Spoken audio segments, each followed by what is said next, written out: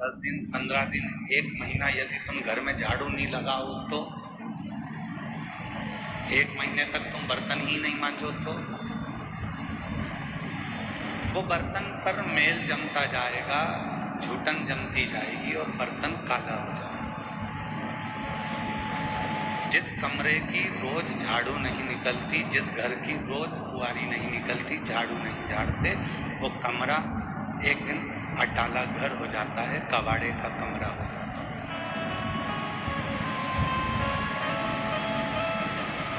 वो कबाड़ा रूम हो जाता है, अंगार ही अंगार मिलेगा उसको, धूल ही धूल मिलेगी।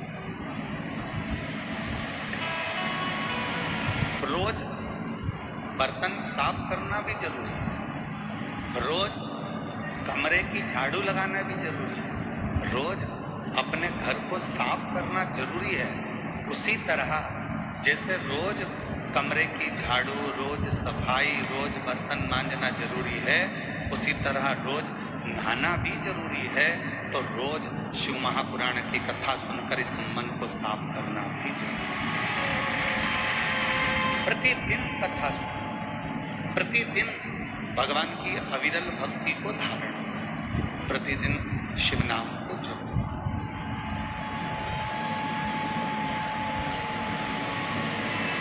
और जब हम प्रतिदिन भगवान शंकर के मंत्र जाप को करते हैं, प्रतिदिन शिव नाम को जपते हैं, तो हमारा मन अपने आप साफ होते चले जाता है।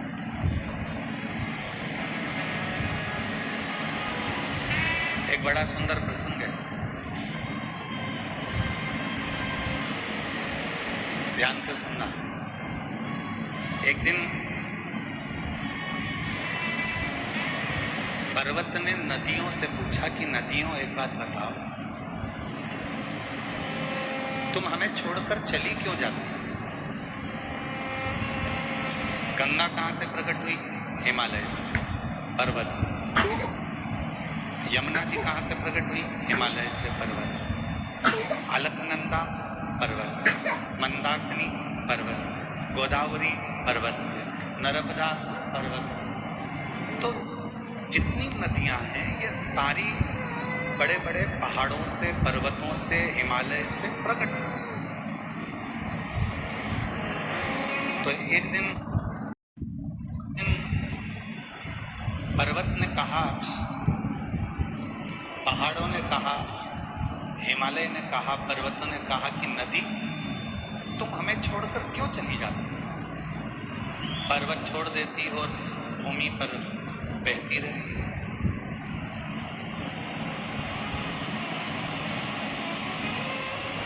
नदी चुप रही, कुछ बोली नहीं।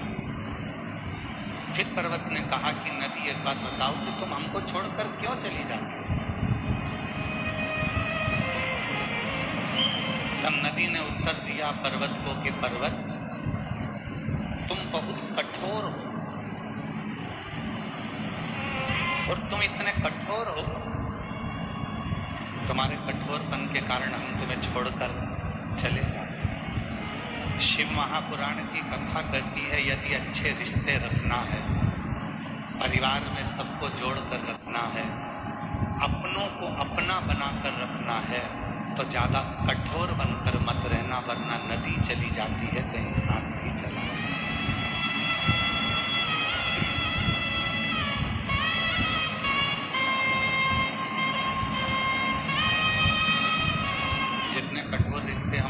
जितने कठोरपन हम रखेंगे, जितनी कठोरता हम रखेंगे, उतने हमसे रिश्ते दूर होते चले जाएंगे। कड़क रहो, मना नहीं है, पर इतने भी कड़क मत होना कि लोग ही तुमसे दूर हो जाए।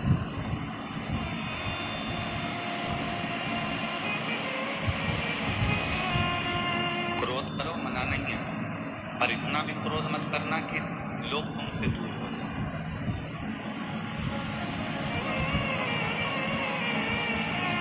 संसार में ऐसे कई लोग हैं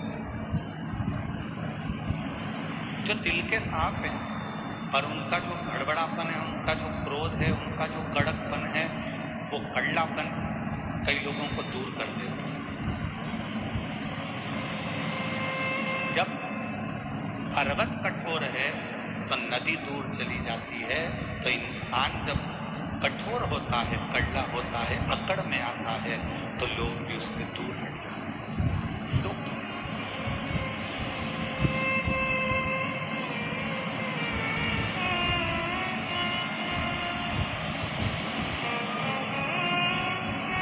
मैं माननीय राधा कृष्ण विखे पाटिल जी आपको एक बात कहना चाहूँगा। परसों की बात है और परसों जब हम आपके घर से आ रहे थे तो वहाँ बहुत सारे लोग कोई कहीं से आए होंगे तो इकट्ठे हो गए।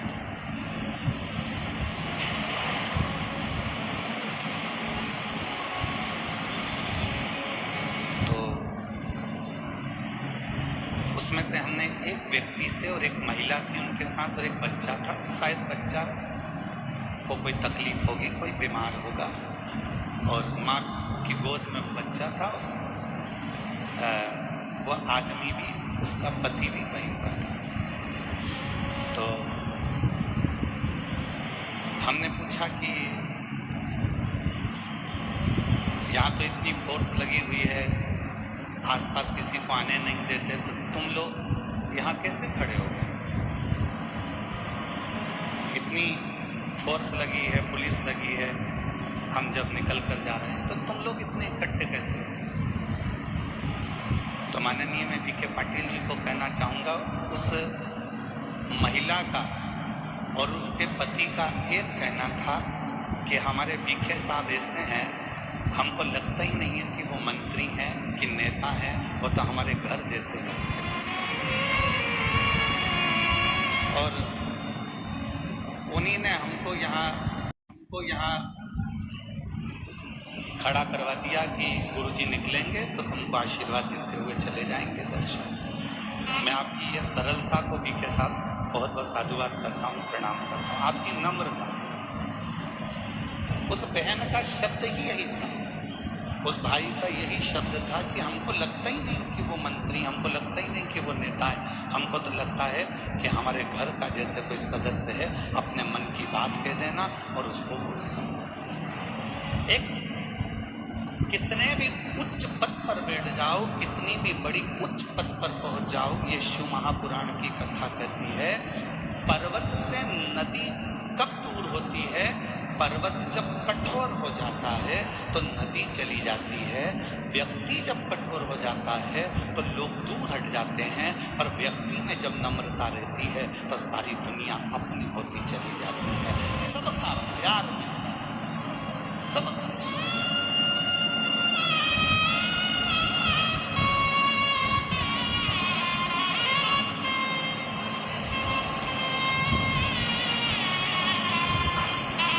और हम भोले बाबा जी से यही प्रार्थना करते हैं, माननीय विखे पाटिल जी से, कि शिव जी की कृपा आप पर ऐसी ही बनी रहे और आपका नम्रता ऐसी ही बनी रहे। शिव जी की ऐसी नम्रता जीव को करीब लाए,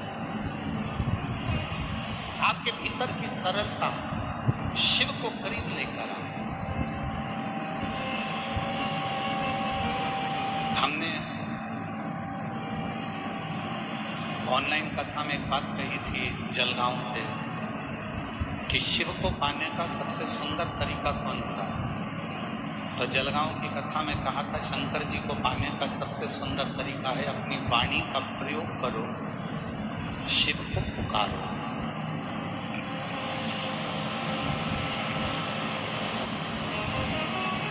भगवान देवादिदेव महादेव को पाने का सबसे सुंदर तरीका है भगवान का भजन करो।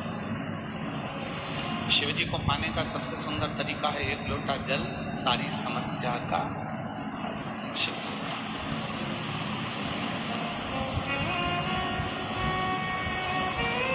दो परीक्षा होती है, एक परीक्षा होती है लिखित, एक परीक्षा होती है मौखिक। बोलो जी हाँ, सही है कि गलत है? जम के तो बोलो। दो परीक्षा होती है, एक परीक्षा होती है लिखित परीक्षा,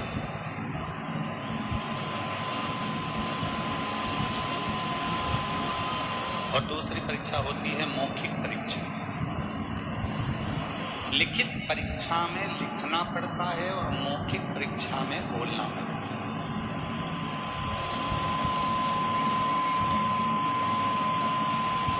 लिखित परीक्षा में नकल हो सकती है,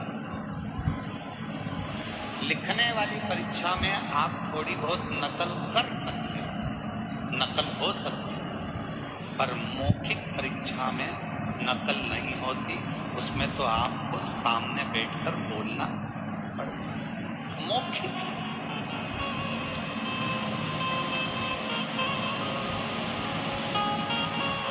लिखित परीक्षा के नंबर थोड़े बहुत कट सकते हैं, पर मौखिक परीक्षा जो लेने के लिए बैठा है वो आपके बोलने के तरीके को देखकर नंबर बढ़ा भी देता है और नंबर चढ़ा भी देता है और तुम्हें पास करा भी देता है। मौखिक परीक्षा, लिखित परीक्षा में नकल हो सकती है, लिखित परीक्षा में आपके नंबर कम हो सकते हैं, पर मौखिक परीक्षा में आपके नंबर बढ़ सकते हैं, टीचर आपके नंबर बढ़ा सकता है। वो मौखिक परीक्षा।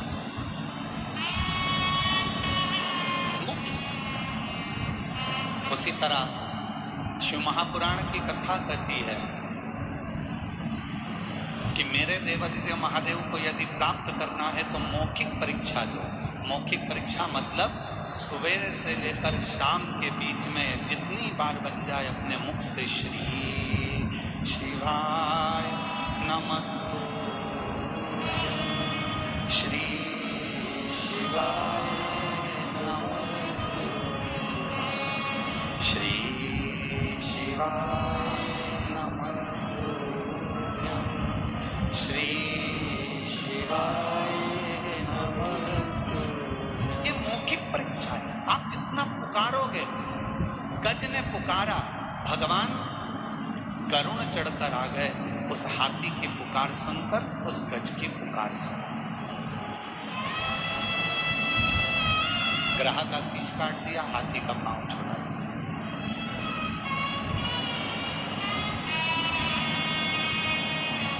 एक चींटी भी अगर पुकारती है, भगवान दौड़ कर आते हैं। एक जीव भी जरा सा पुकारता है, भगवान दौड़ कर आते हैं। ये मौखिक परीक्षा है। आप जितने प्रेम से परमात्मा को पुकारोगे, आप जितने प्रेम से भगवान को बुलाओगे, मेरा परमात्मा उतने प्रेम से दौड़ कर आता है। जब आप और हम शिव महापुराण की कथा को सुनते हैं, भगवान शंकर की कथा को श्रवण करते हैं और कथा सुनने के बीच में बैठकर श्री शिवाय नमस्तुभ्यं जब हम आंख बंद कर कर, नेत्र बंद कर कर, हाथ जोड़कर जब हम शिव का मंत्र उच्चारण करते हैं और बाद में जब अपने दिल की बात कहते हैं, तो मेरा शंकर भगवान वो 3 महीने में पूर्ण कर ही देता है। ये पुकार, ये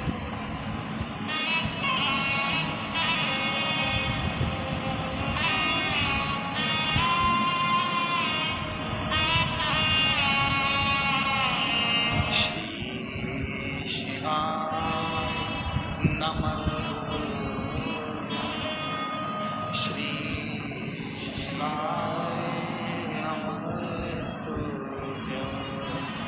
श्री शिवाय नमस्तु, श्री शिवाय नमस्तु,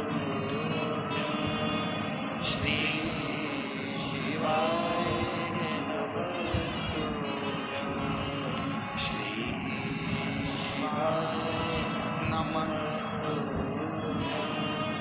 श्री शिवाय नमस्तु। जब आप और हम दिल से जब उसको पुकारें, उसको बुलाएं और उसको अपने दिल का हाल सुनाएं, अपने मन से कुछ उसको कहकर सुनाएं, तो वो सुनता है।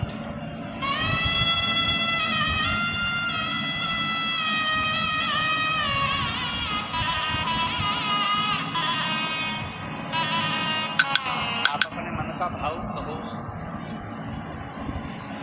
आप अपने दिल का भाव कहो।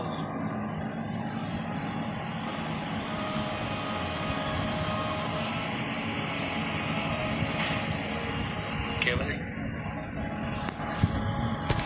टाइम बर्बाद करने के लिए शिव महापुराण की कथा में बिल्कुल मत जाओ। अपना समय बर्बाद करने के लिए शिव महापुराण की कथा में बिल्कुल मत जाना। यदि आए हो, पंडाल में जगह नहीं है, बाहर जहाँ छांव मिल जाए वहाँ बैठकर जितनी देर की कथा मिल जाए उतनी देर की सुनना। जब उठकर जाओ वहाँ से आरती हो जाए, वहाँ की भूमि को नमन करना, मिट्टी को अपने सिर पर लगाना, प्रणाम करना, प्रार्थना करना, बाबा बड़ी आस लेकर आया हूँ तेरे दरवाजे पर, मेरी ये कामना है बाबा पूर्ण करना। 3 महीने में मेरा भी पत्र व्यासपीठ पर पहुंचे, ऐसी कृपा करना बाबा। उससे प्रार्थना होती होंगी तुम्हारे क्षेत्र में।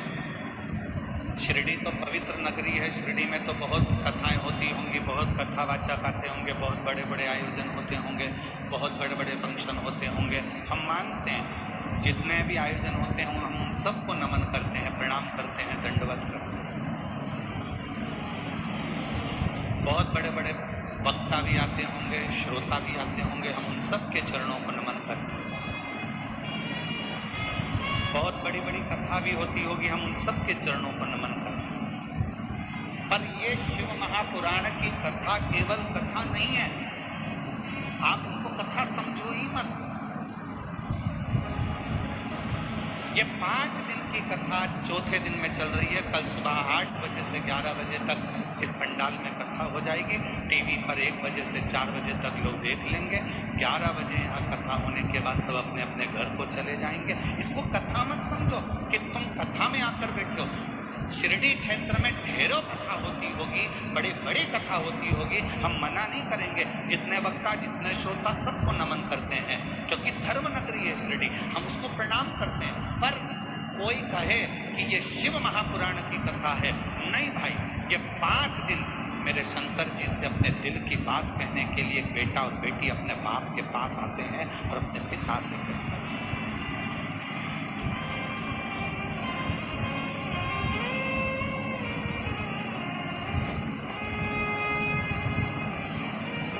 पहले मोबाइल नहीं होते थे, फोन नहीं होते थे, एसटीडी बूथ होते थे। बोलो सही है कि गलत है? अरे जम के तो बोलो।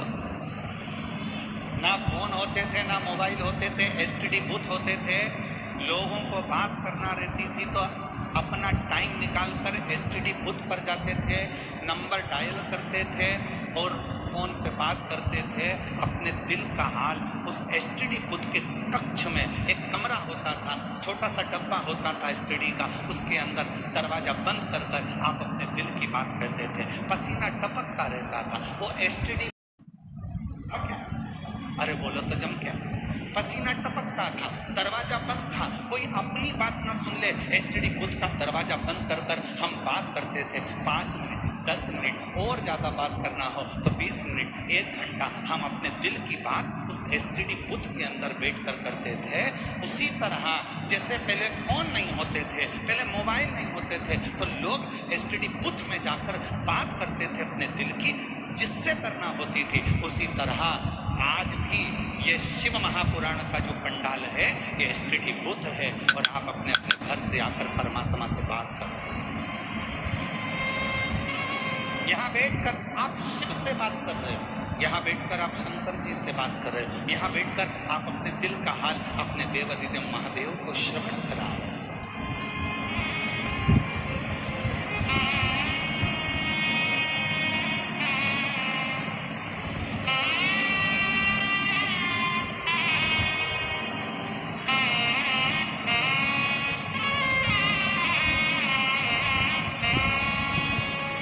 बच्चे कहते हैं गुरुजी आप चले जाते हो तब आपकी बहुत याद आती है, हम आपको बहुत मिस करते हैं। हम कहते काय को मिस करते हो, हम कहीं थोड़ी ना चले गए। यदि आपने शिव महापुराण की कथा को श्रवण करा है तो तुम्हारे कानों के माध्यम से हम तुम्हारे हृदय में हमेशा बैठे हैं। मिस नहीं, वित्त हैं हम, मिस वाले नहीं कि हम आप हमको मिस करें ना, हम तो आपके साथ।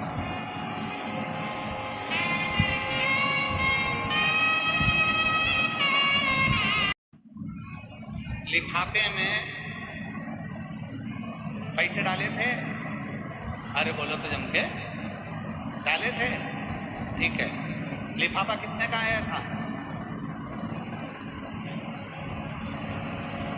2 रुपए का, 5 रुपए का?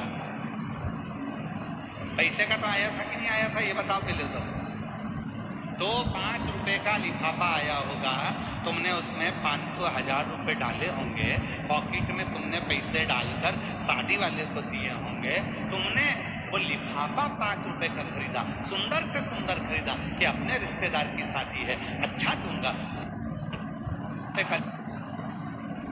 5 रुपए का लिफाफा खरीदा और तुमने उसमें 1,000-2,000 रुपए रखकर दिए। अब लेने वाले ने तो केवल अंदर से जो 1100 रुपए थे, 500 रुपए थे, वो निकाले और उस लिफाफे को उठाकर फेंक दिया। उसने उसकी कीमत समझी क्या? उसने उसकी कीमत जानी क्या?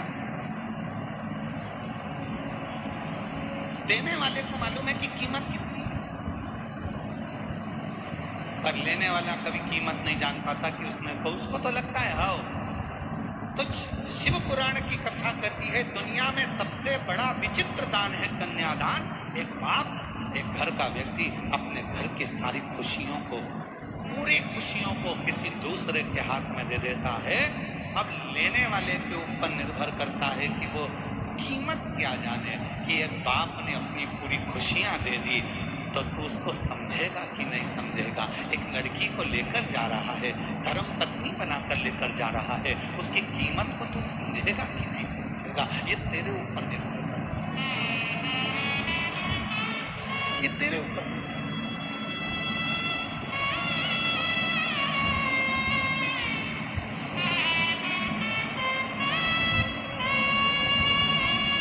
पार्वती जी माँ की गोद में सिर रखकर सो रही थी और माता पार्वती जी जब अपनी माँ मैनावती की गोद में सिर रखकर सो रही थी, पिताजी हिमालय राज का आगमन हो गया और जैसे ही हिमालय राज का आगमन हुआ तो पार्वती जी दौड़ पड़ी, अपने पिता से गले लगने के लिए दौड़ी माँ पर।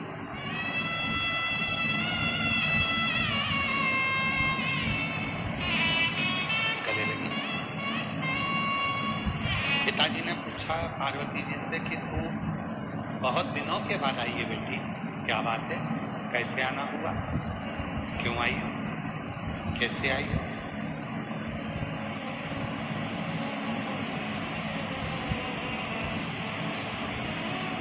दुनिया में केवल एक बेटी ऐसी होती है जो अपने बाप के चेहरे को देखकर पहचान जाती है कि पापा को तकलीफ क्या है। दुनिया में केवल एक बेटी ऐसी होती है जो अपने पापा के, अपने भाऊ के, अपने पिता के चेहरे को देखकर पहचान जाती है, अपने पिता के चेहरे को देखकर पहचान जाती है कि पिता को दुख क्या, तकलीफ क्या, कष्ट।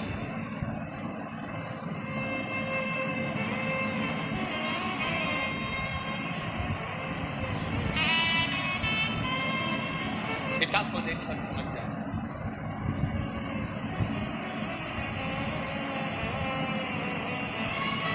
एक बेटी का और बाप का संबंध ही ऐसा होता है।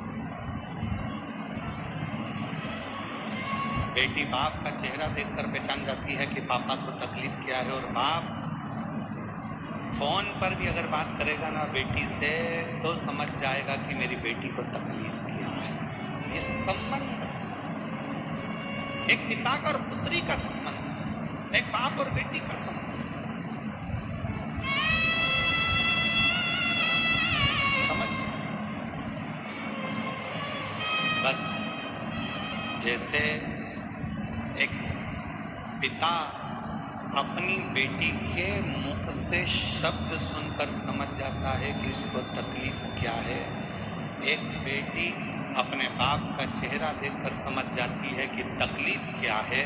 उसी तरह जब तुम एक लोटा जल लेकर देवाधिदेव महादेव को चढ़ाने के लिए जाते हो, तुम मंदिर की सीढ़ी चढ़ते ही हो, उतनी देर में शंकर भगवान समझ जाते हैं कि मेरी बेटी का दुख क्या है, तकलीफ क्या है, कष्ट, मेरे बेटे को तकलीफ क्या है, मेरे पुत्र को तकलीफ क्या है, मेरी बेटी को तकलीफ क्या है, वो समझ जाए।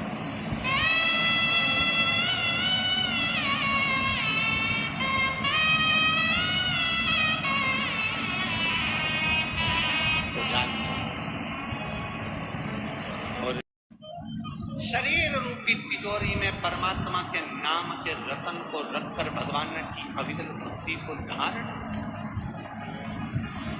अविरल। फिर देखें भगवान मिले ना मिले। तुम विठ्ठल जपो, तुम पांडुरंगा जपो, तुम हरि विठ्ठल को भजो। मेरा त्रिपुरारी, मेरा कैलाशी, मेरा अविनाशी, मेरा शिव दौड़ गला। क्योंकि शिव में और नारायण में भेद नहीं है, हरि विठ्ठल में और शंकर में भेद नहीं है, दोनों एक, दोनों।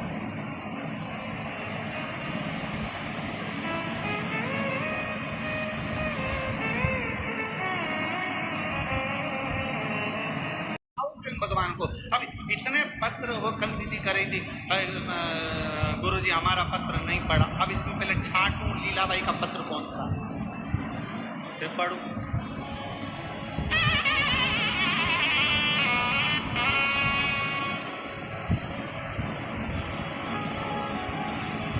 शिव कृपा। और ये सारे पत्र जितने भी है ना, इस पत्रों में एक ही चीज लिखी है, मेरे बाबा ने मेरे ऊपर ये कृपा कर दी, मेरे बाबा ने दे दिया, मेरे बाबा ने करुणा कर दी। ये उसकी उदारता है। और आज फिर कहते हैं 5 दिन की आपने जो शिव महापुराण की कथा कार्तिक के पवित्र महीने में जो श्रवण करी है, 3 महीने के अंदर आपका भी पत्र इस व्यासपीठ पर जरूर पहुंचेगा। मेरा शिव जरूर, ये निश्चित जरूर। आप शुद्ध भाव से कथा का रस तत्व, जैसे मां पार्वती जी पूछ रहे, मां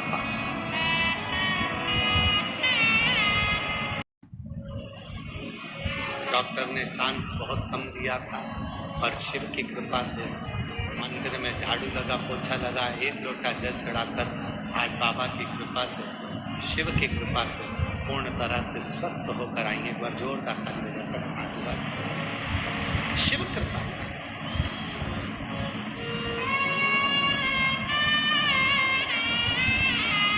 संतुष्ट हो।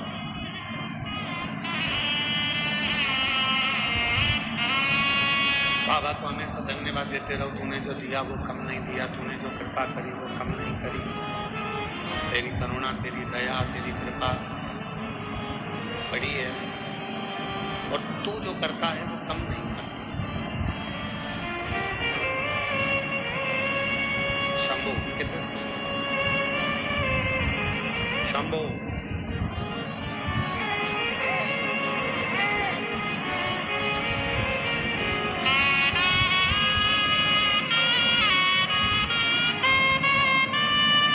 शंभो 12 साल के बाद हुआ है। एक बार जोरदार ताली बजाकर स्वागत करिए। 2 महीने के हो गए हैं।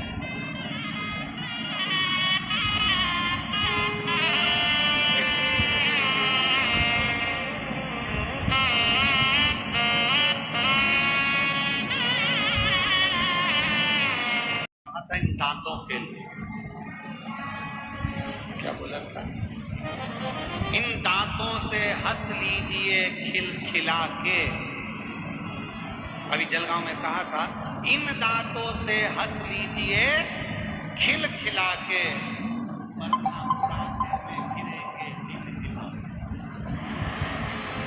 क्या मतलब था? इसलिए इन दांतों का सदुपयोग। फोटो खींचते ना तो फोटो वाला भी कहता है, तुम कितना भी सज धज के चले जाओ तो फोटो वाले के सामने जाकर बैठोगी ना तो वो भी कह देगा, आई तुम चाहे स्माइल प्लीज। फोटो वाला भी कहता है, ए आई स्माइल प्लीज। तो तुम फोटो वाले से क्यों, मैं तो इतनी तैयार होके आई, श्रृंगार करके आई, गजरा लगा के आई, लाली लगा के आई, नैनों में सुरमा लगा के आई, पाउडर लगा के आई, अब तो मेरा फोटो अच्छा आना चाहिए। तो फोटो वाला कह देगा, आई ऐसे फोटो अच्छा नहीं आता, तुम कितना भी तैयार हो लो, फोटो वही अच्छा आता है जिसमें तुम्हारी स्माइल होती है, जिसमें तुम्हारी प्रसन्नता। थोड़ा मुस्कुराए, प्रसन्न रहिए। बहुत छोटा सा जीवन है, इसको खुश होकर जिए। तारकासुर ने सदानंद कार्तिकेय जी के चेहरे की स्माइल देख ली, प्रसन्नता, और चेहरे की प्रसन्नता जो देखी, देखते से ही तारकासुर ने विचार कर लिया कि अब प्राण जाए तो भले चले जाए, भले चले।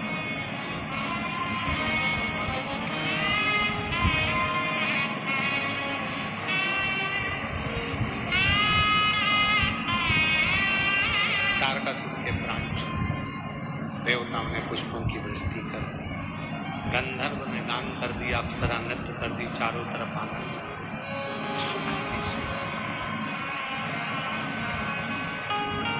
आनंद ही आनंद। समय आया, जैसे ही कार्तिकेय महाराज ने तारकासुर का संहार करा, सारे देवता तारकासुर के प्राण छूटने के बाद षडानंद कार्तिकेय जी महाराज के पास में सबने स्तुतियां गाना प्रारंभ करा, सबने कर सबने। तब स्वयं भगवान विष्णु ने ब्रह्मा जी को भेजा और ब्रह्मदेव ने भगवान षडानंद कार्तिकेय जी को देखा तो कह दिया, हे कार्तिकेय, मृत्यु लोक में जन्म लेने वाला मनुष्य आपके नाम के अंकित माह में, कार्तिक महीने में यदि भूलवश भी एक आकाशीय दीप का दान कर देगा तो वो शिव धाम में जाने का अधिकारी बन जाएगा। ये ब्रह्मा जी का।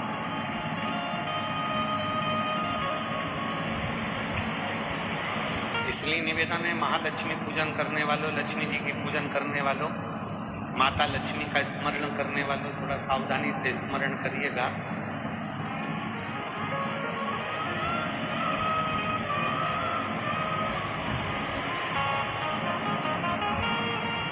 वासुकी नाग की धर्मपत्नी सतशीर्षा,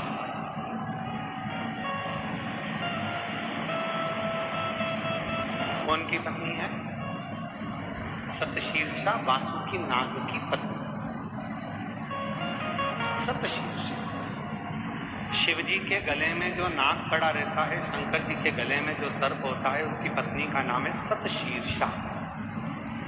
बोलो जरा, नाम बोलो, आवाज नहीं आई। सतशीर्षा, ये वासुकी नाग की धर्म पत्नी, जो शंकर जी के गले में नाग पड़ा है, उसकी धर्म पत्नी।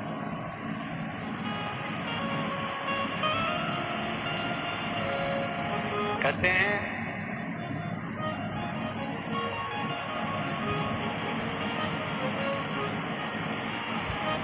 जब गर्भाशय के अंदर, पेट के अंदर या गर्भाशय के अंदर कोई गांठ पड़ जाती है, कोई गठान आ जाती है या पथरी हो जाती है या पथरी हो जाती है, तो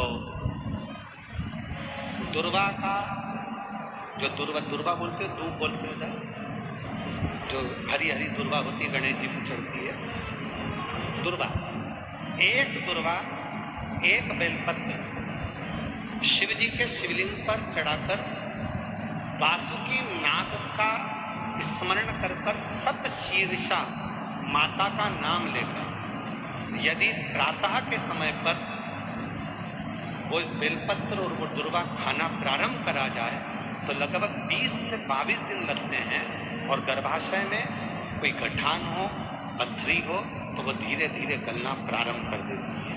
सतशीर्षा नाम की इतनी महत्ता।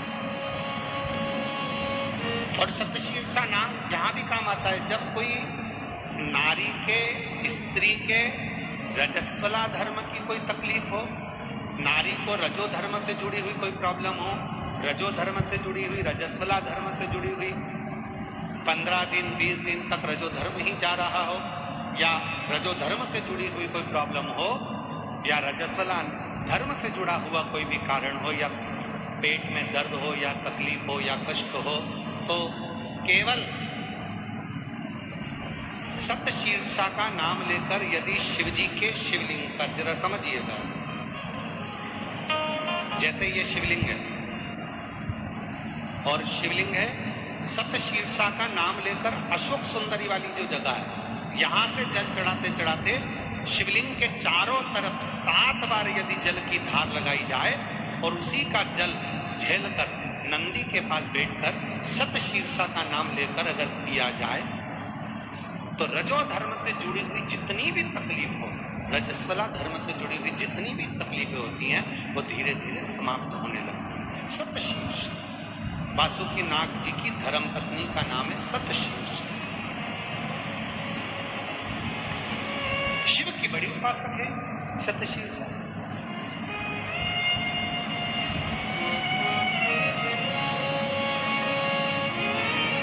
कहते हैं जब समुद्र का मंथन हुआ, देवता और राक्षसों ने मिलकर मंथन करा और वासुकी नाग की नेति बनाकर सुमेरु पर्वत की रई बनाकर जब मंथन करना प्रारंभ करा कच्छप भगवान की पीठ पर, और मंथन करते करते जब सब लक्ष्मी, माणिक, मोती, ऐरावत, अप्सरा, गंधर्व सब आनंदित, विष, अमृत सब निकल गया, तब आखिरी में जो नेति थी वासुकी नाग थे उनको ले जाकर एक कोने में डाल। घिसते घिसते घिसते घिसते वासुकी नाग का पूरा शरीर बेकार हो चुका था, पूरा शरीर बेकार हो गया। तब शिव महापुराण की कथा कहती है शतशीर्षा ने अपने पति वासुकी से कहा कि तुम चिंता मत करो, तुम्हारे शरीर में बहुत कष्ट हो रहा है, मैं जानती मैं ये जानती हूं कि तुम्हारे शरीर में कष्ट हो रहा है, तुम चिंता मत करो। शतशीर्षा ने अपने पति के पास में बैठकर शिव के नाम का उच्चारण करना प्रारंभ करा। तब देवाधिदेव महादेव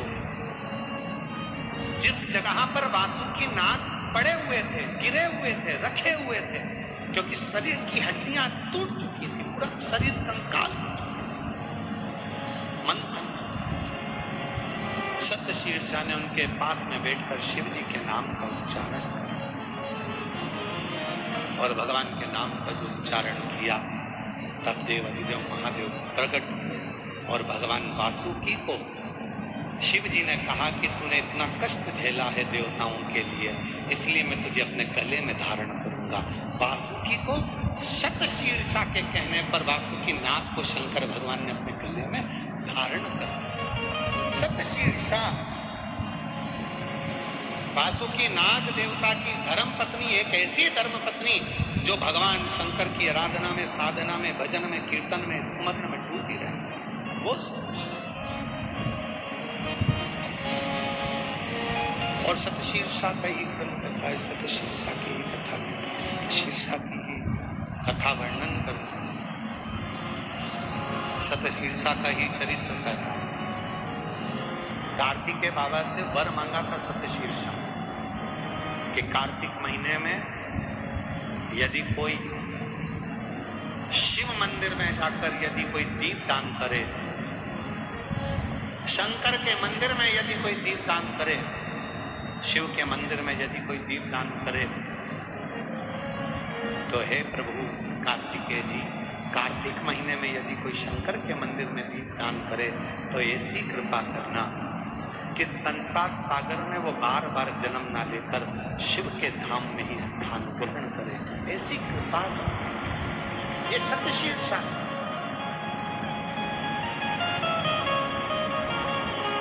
इसलिए निवेदन है कि कार्तिक महीने में भगवान विष्णु और लक्ष्मी जी का जो भाव है, जो दीप दान करता है, जो दीपक दान करता है, शिव मंदिर में जो दीप लगाता है, इसलिए हमारे यहाँ कुबेरेश्वर धाम पर 20 अक्टूबर की दिवाली है, लोग वहाँ दीप दान करने के लिए आते हैं। 21 का खजाना रहेगा, उसके बाद में फिर 25 से 29 तारीख तक 5 दिवसीय ऑनलाइन शिव महापुराण की कथा चलेगी 1 बजे से 4 बजे। दीपदान करने वाले पर भगवान शिव की कृपा होती है, ऐसी शिव महापुराण का वर्णन आता है। और भाव से आज कथा का 4th दिवस है, कल कथा का 5म दिवस विराम दिवस रहेगा सुबह 8 बजे से 11 बजे तक कथा रहेगी। भगवान विष्णु लक्ष्मी पधार रहे हैं, जोरदार ताली बजाकर स्वागत करिए विष्णु लक्ष्मी जी का। कल कथा का समय पंडाल में सुबह 8 बजे से 11 बजे तक रहेगा। टीवी पर कथा का समय 1 बजे से 4 बजे तक रहेगा। भाव से दिल से बाबा की कथा का रसतत्व ग्रहण करो और अपने जीवन को सार्थक बनाइए। बहुत भाव के साथ आज कथा के चतुर्थ दिवस मतलब कथा की शिवरात्रि है। आप सभी को कथा की शिवरात्रि की बहुत बहुत बधाई। शिव कृपा आप सब पर बनी रहे।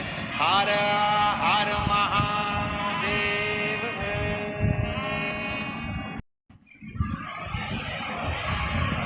पर इतना जरूर है, तुम्हारी पूजन से, तुम्हारी साधना से, तुम्हारी आराधना से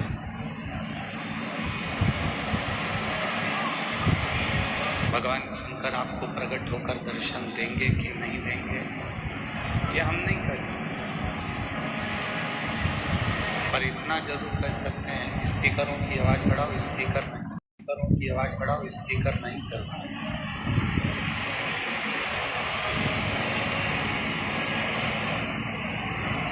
तुम्हारी पूजन आराधना साधना से शिव प्रकट होंगे कि नहीं होंगे ये तो हम नहीं कह सकते, पर इतना जरूर कह सकते हैं कि जिसने भगवान देवादिदेव महादेव को 1 लोटा जल चढ़ा दिया, जिसने भगवान शिव की आराधना कर ली,